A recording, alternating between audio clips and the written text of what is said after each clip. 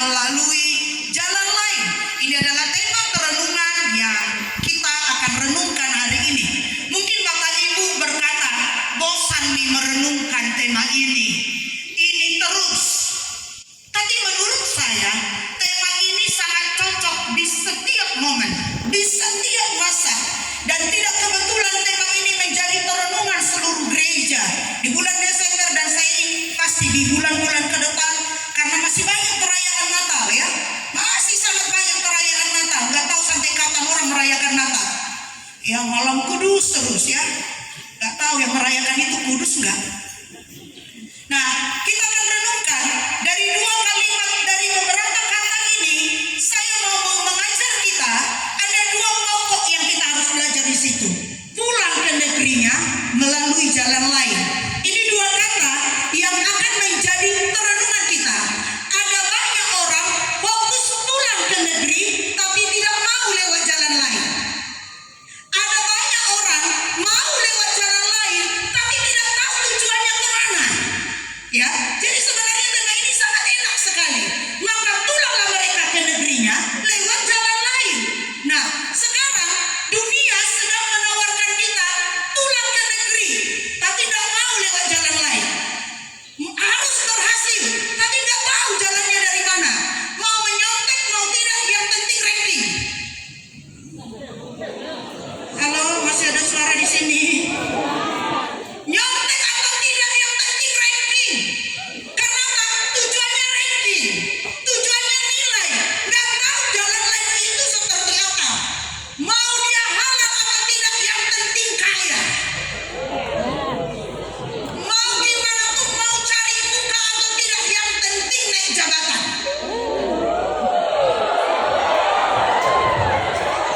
Maaf kalau semua kena. Siapa suruh undang saya? Kita nggak ngerti jalan lain ini yang kita harus pahami. Akan mengerti, dengarkan ya kita semua, khususnya anak-anakku, semua siswa yang ada di sekolah ini. Kita mau hari ini mengerti jalan lain ini.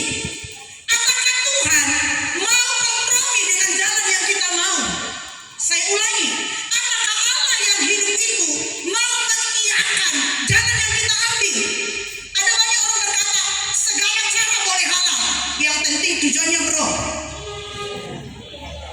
Tujuannya, sekarang kita harus ngerti, ngikut Tuhan, dengarkan baik-baik. Ngikut Tuhan bukan apa yang aku mau, tapi apa yang engkau mau. Mau jadi sukses atau berhasil, bukan apa yang aku inginkan, tapi apa yang Tuhan inginkan. Itulah jalan lain. Nah, jalan lain itu bisa sepi. Jalan lain itu bisa jauh. Jalan lain itu bisa penuh onak dan duri. Jalan lain itu bisa seperti lembah kekelangan. Jalan lain itu bisa berputar seperti orang Majus. Dia berputar. Jalan cepat mungkin dari dekat rumah Herodes, tapi mereka lewat. Jalan cepat ke sini boleh saja dari daerah mana, tapi yang pasti sampai di SMA 5. Jalan lain itu boleh saja berputar. Kenapa Tuhan putar jalan Majus? Karena dia tahu ada Herodes. Siapa ini Herodes? Cemburu, iri hati. Kalau ada di antara kita yang duduk hari ini cemburu dan iri hati, saya yakin dia keturunan ketiga dari Herodes. Lihat kiri kanannya, siapa tahu dia keturunan Herodes. Injak kakinya supaya dia bertobat sedikit. Orang yang cemburu, orang yang iri hati, dia adalah keturunan Herodes. Dan itu banyak di SMA 5. Dan itu banyak di gereja. Dan mungkin ada yang duduk dan saya juga seperti itu. Cemburu, iri hati. Dia ngomong, Herodes, jus. Ya bro.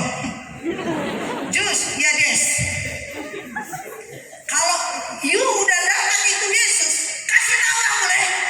Kenapa? Biar aku sujud menyembah dia. Hello? Mulutnya berkata aku mau menyembah dia, hatinya mau membunuh dia. Ingat baik-baik, jangan haus puji. Terkadang orang yang memuji kita, dia yang menjatuhkan kita.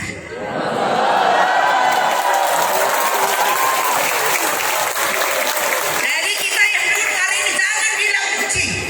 Cantik sekali kok. Di belakang pura-pura kata saya itu. Biar ditraktir nak makan bakso. Jus, kasih tahu ya, kalau engkau temukan dia, aku mau menyembah dia.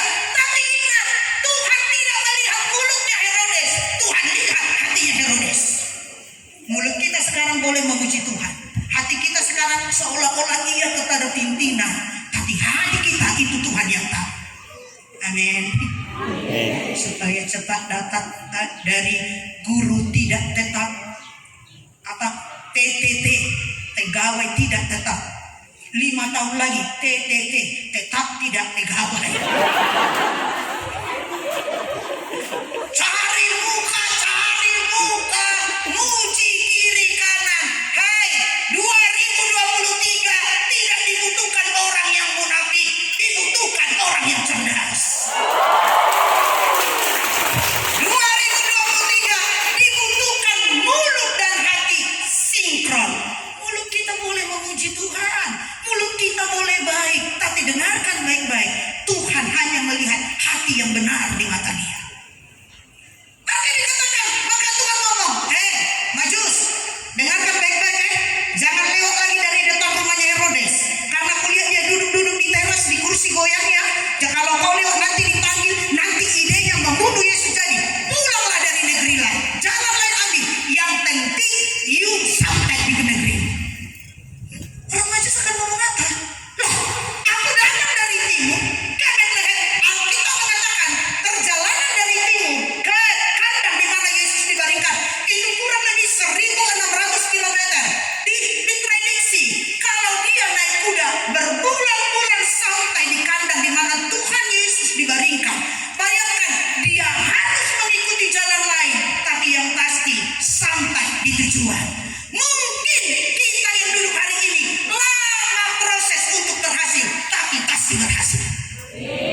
Lama prosesnya, tapi sekarang apakah Anda dan saya mau melewati jalan yang lain itu? Apa jalan yang lain? Mari kita lihat di sini.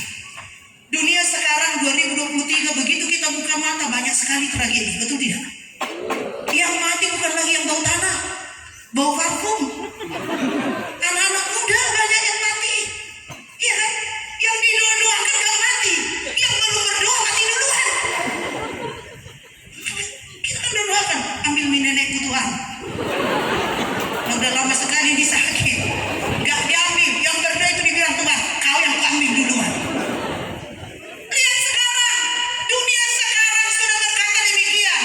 Perhatikan seluruh siswa yang ada di tempat ini. Dunia sekarang sudah berkata, apapun cara terserah, yang penting yang kau harapkan dapat. Lihat, Google menawarkan percepatan, teknologi menawarkan cepat, nah tanpa proses. Kamu mau dapat jodoh, ada di Google. Ada kan aplikasinya kan? Tolong yang jomblo angkat tangan. Tinggi-tinggi. Nanti buat komunitas Tejora, kelompok jomblo ceria.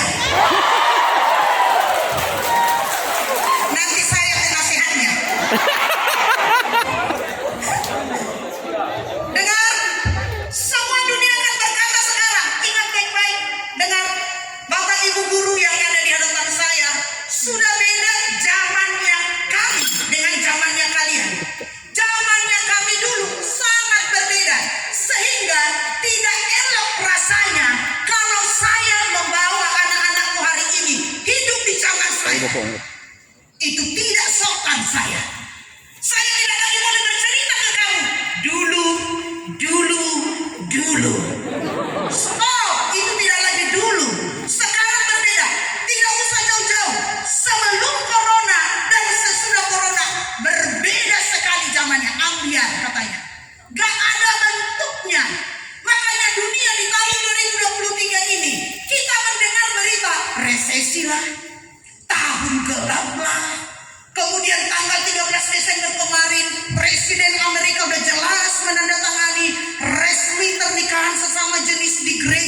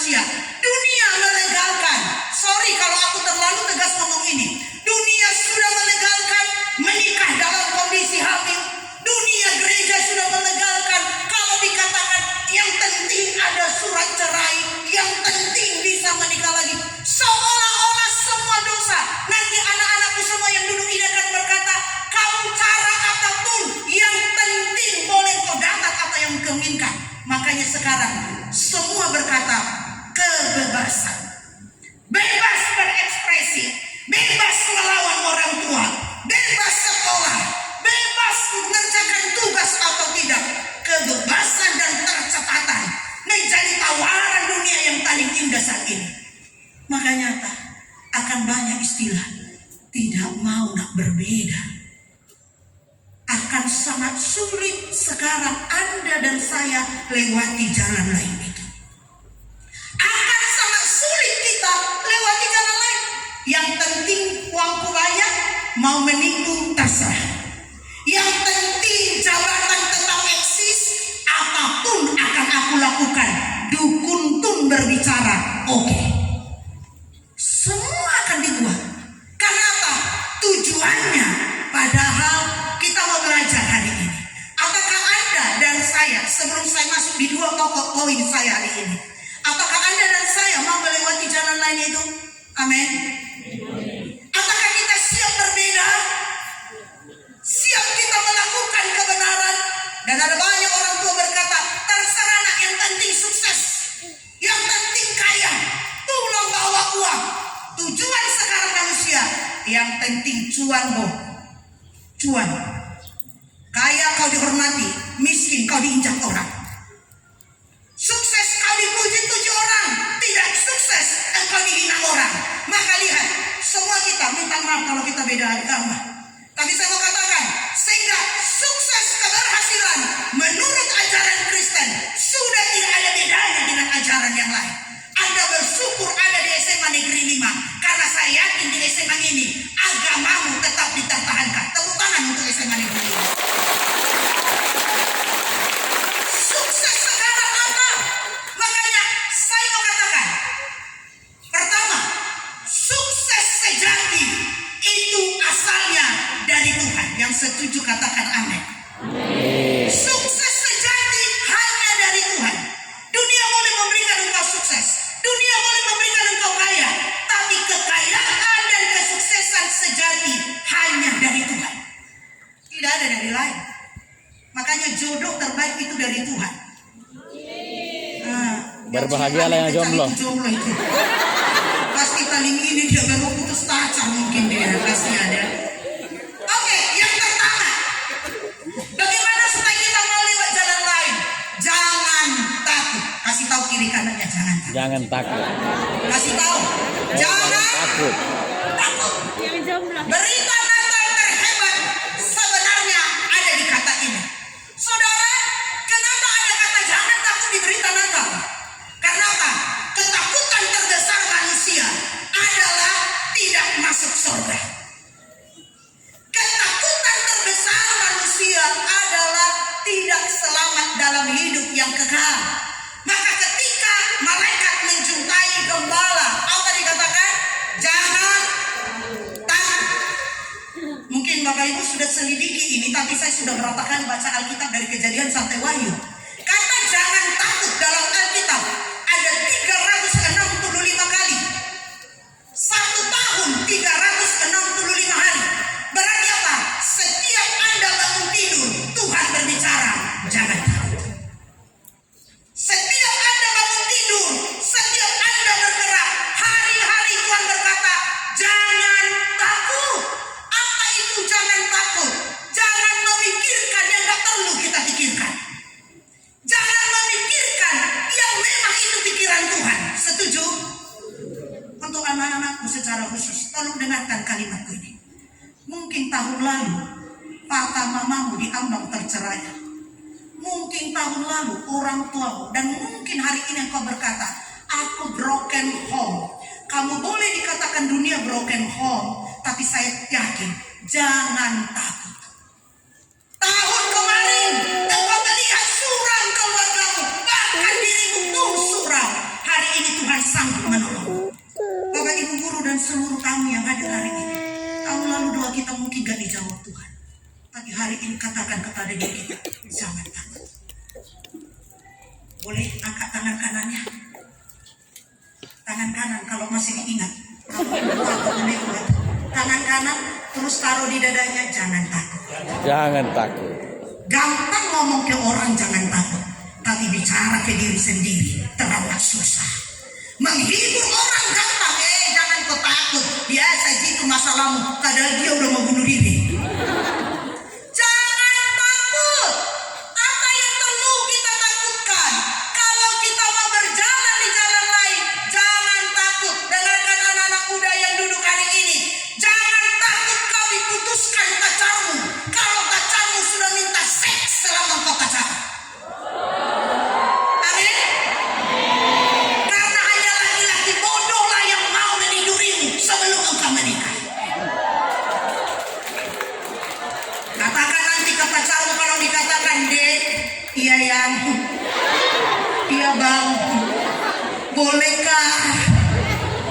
begini-begini. Katakan tundus. Laki-laki bodoh kayak kau nggak layak seperti wanita mahal seperti saya. Itu. Jangan takut kalau engkau diputuskan pacarmu. Amin. Amin. Lagi-lagi kalau ada perempuan gatal kegenitan menjumpaimu, dia pakai celana pendek adiknya padahal pahanya penuh karesan, dan dia ngomong sama kamu, bang, mau paha kau. Katakan kepada dia, hei perempuan, detik ini juga enyahlah dari hadapan. Laki-laki mahal seperti saya dan layak untukmu. Ini udah takut kehilangan pacar. Hanya pacarnya ngomong, tidak kuputus kok kalau kau tidak kasih. Mati nanti. Halo. Satu minggu yang lalu saya diundang khotbah. Kebetulan ada pejabat di situ. Terus selesai khotbah, pejabatnya naik, kata sambutan. Dia ngomong ke saya. Dia ngomong di depan, saya tidak setuju kalau anak SMP dilarang pacaran. Karena memang di khotbahku saya ngomong, SMP tidak boleh dulu pacaran. Masalahnya gini, bukannya aku bela diriku. Karena kalau anda pacaran, belum kuat dirinya, karena engkau kategori bucin masalahnya. Atau bucin, udah cinta. Baru satu pacarnya, udah tidak konsentrasi belajar. Oke, sekarang aku setuju anda pacaran. Tapi bisakah engkau buat belajarmu lebih prioritas dari nafsumu? Diam semuanya. Yang setuju katakan amin. Bisakah anda pacaran tapi prioritaskan masa depanmu? Bisakah anda pacaran tapi tetap menjaga keperawanan dan kekerjaanmu? Kalau bisa, go.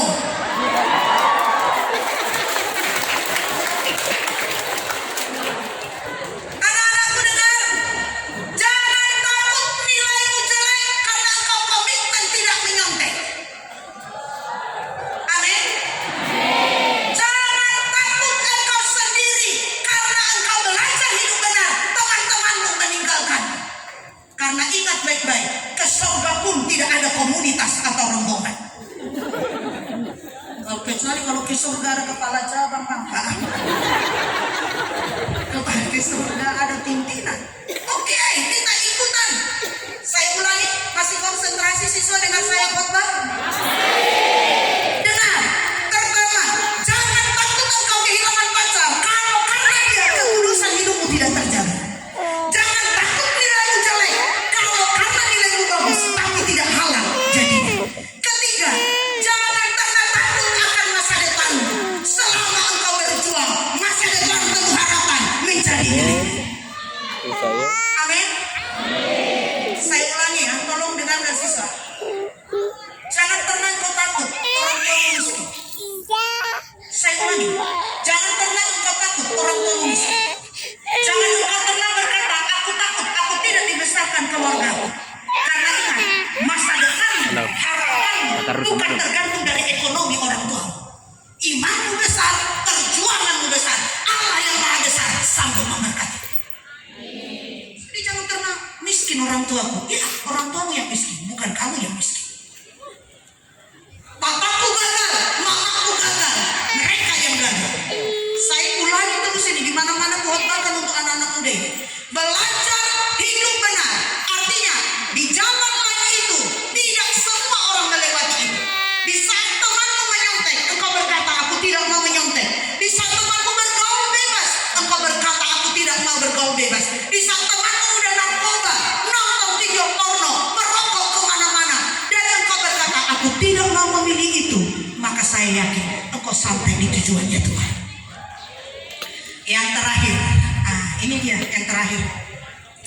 Yuk, perhatikan Alkitabnya. Hari ini telah lahir bagimu juru selamat, yaitu Kristus Tuhan di kota Daud. Kemarin kita baca hari ini, besok kita baca hari ini, tahun depan kita baca hari ini. Artinya apa? Setiap setiap hari Yesus ada bersama kita. Amin. Jadi jangan pernah takut akan kelamnya hidup. Pak Presiden boleh ngomong Indonesia gelap, tapi hari ini Yesus bersama dengan kita. Dunia boleh gelap, tapi bersama Tuhan tidak ada yang gelap. Dompet boleh makin menipis Bapak Ibu Guru. Sertifikasi mungkin belum keluar. Oh, sudah habis. Tidak ada kue di rumah. Udah habis. Baju kita tidak secantik orang lain. Dunia berkata, hei anakmu gagal, anakmu gagal. Hei suamimu selingkuh, istrimu selingkuh. Hei papamu selingkuh, mamamu selingkuh. Dunia boleh berkata, tapi Alkitab katakan, hari ini telah lahir bagimu Yesus. Dia tidak hanya bukan cukup Yesus, juru selamat. Artinya apa? Juru selamat yang menjamin kita masuk surga. Dengarkan baik-baik. Kalau dia bisa menjamin kita masuk surga, apalah arti dunia di mata Tuhan? Terlalu kecil dunia ini bagi kita. Jadi apalah artinya dunia ini bagi Tuhan? Yang anak-anakku semuanya ya, yang kelas 12 angkat tangan. Kelas 12, semester tahun ini adalah tahun gelap bagimu. Tahun berjuang, tahun dakdikduk. Bagi yang mau belajar, bagi yang tidak belajar, semua tahun sama bagi dia. Orang yang tidak belajar itu hari apapun sama. Besok ulangan, santai bos, santai. Inilah orang yang beriman atau bodoh, kita nggak tahu. Begitu mau belajar, Allah kuasa melakukan segala perkara.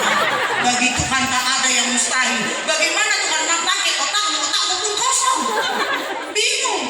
Yang mana kayaknya otak? Di lutut atau di kepala? Tuhan bersama kita. Makanya Yesus disebut nama Immanuel.